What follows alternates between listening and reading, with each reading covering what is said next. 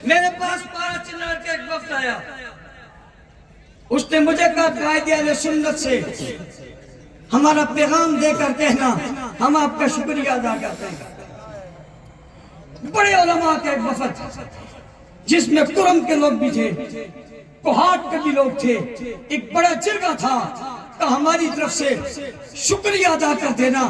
میں اس پورے اجتماع میں اس جرگے کی طرف سے قائد محترم آپ کا شکریہ ادا کرنے لگا ہوں. میرے پاس امانت تھی, آپ تک پہنچا رہا ہوں. اس شخص نے ایک جملہ کہا, اس نے کہا میں بگن کا رہنے والا ہوں, میں وہاں پر کوئی دینی ادارہ نہیں چلاتا تھا, میں ایک اسکول چلاتا تھا, میرا پرائیویٹ اسکول تھا.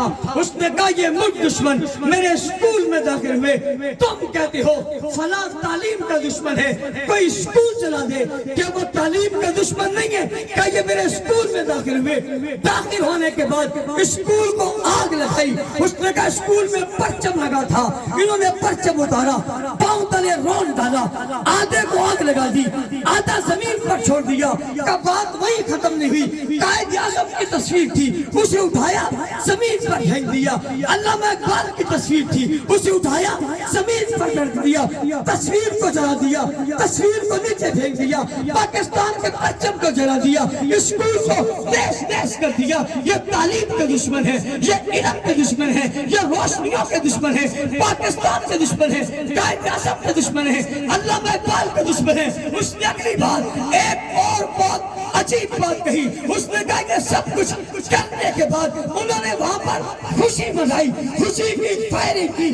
کیا کرنے کے نتیجے میں پاکستان کا پرچم گرانے کی صورت میں ارباب اقتدار ریاست کے لوگوں, بالخصوص جنوبی پنجاب کے سرکرہ کے سران CTD کے لوگوں, تم نے ہم سے جو کچھ کرنا تھا کر لیا, جو کچھ کر گزرے تھے کر گزرے ہو. ذرا آؤ نا, کبھی تم نے دیکھا میں نے پاکستان کا پرچم جلایا ہو, میری جماعت کے لوگوں نے پاکستان کا پرچم جلایا ہو, قائد اعظم کی تصویر گرائی ہو, علامہ اقبال کی تصویر گرائی ہو, اسکول پر حملہ کیا ہو, کتابوں کو جلایا ہو, نصاب کو جلایا ہو, ٹپائیوں کو جلایا ہو, اسکول کی عمارت کو تیز نیش کر دیا ہو. کوئی ایک وقت بتاؤ ہم نے تم سے لاشیں وصول کیے جو تم نے گرا دیے, زمین پر گرا دیے, بچوں کے سامنے باپ کو مار دیا, باپ کے سامنے بچوں کو مار دیا, اسے خون میں لت پت کر دیا. ہم نے جنازے اٹھا لیے, تم نے شفیق جیسے جوان کو لاپتہ کر دیا. ہم نے احتجاج کرتے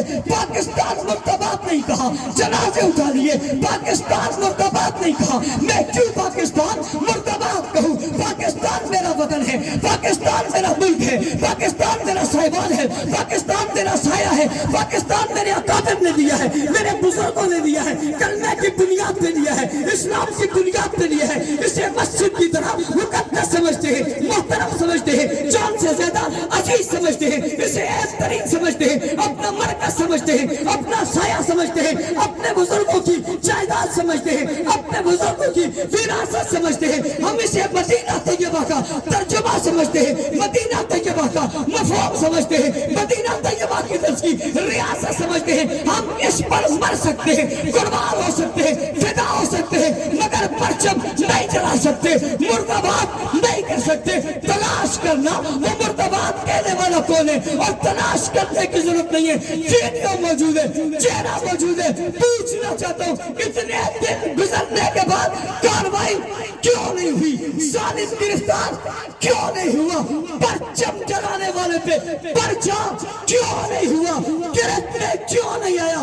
پوچھنا چاہتا ہوں محب وطن اداروں سے, ریاست سے آخر انہیں معافی کیوں مل رہی ہے, ہاتھ کیوں نہیں جلتا, گرفتار کیوں نہیں ہو رہے. حق نواز نے کہا تھا یہ غدار اسلام بھی ہے اور غدار وطن بھی ہے.